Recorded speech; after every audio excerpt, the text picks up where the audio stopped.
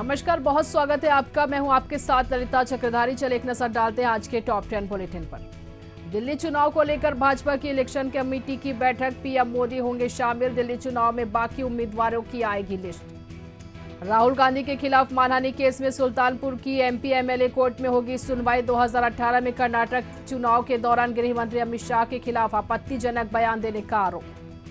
छत्तीसगढ़ के Mungeli steel plant में हादसा, एक की मौत, रेस्क्यू ऑपरेशन जारी। हादसे पर मुख्यमंत्री विष्णुदेव साय ने जताया शोक। जयपुर में हुए गैस टैंकर हादसे में राजस्थान हाई कोर्ट में होगी सुनवाई। कोर्ट ने राज्य और केंद्र सरकार को जारी किया नोटिस।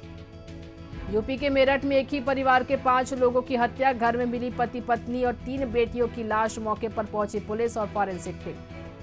कोरोना वायरस जैसे एचएमपीवी के देश में 12 केस। गुजरात में एक बुजुर्ग और बच्चा पॉजिटिव। यूपी में 60 साल की महिला संक्रमित। सेम सेक्स मैरिज पर पुनर्विचार याचिका खारिज। सुप्रीम कोर्ट ने कहा मान्यता नहीं देने का फैसला सही था, दखल ठीक नहीं है।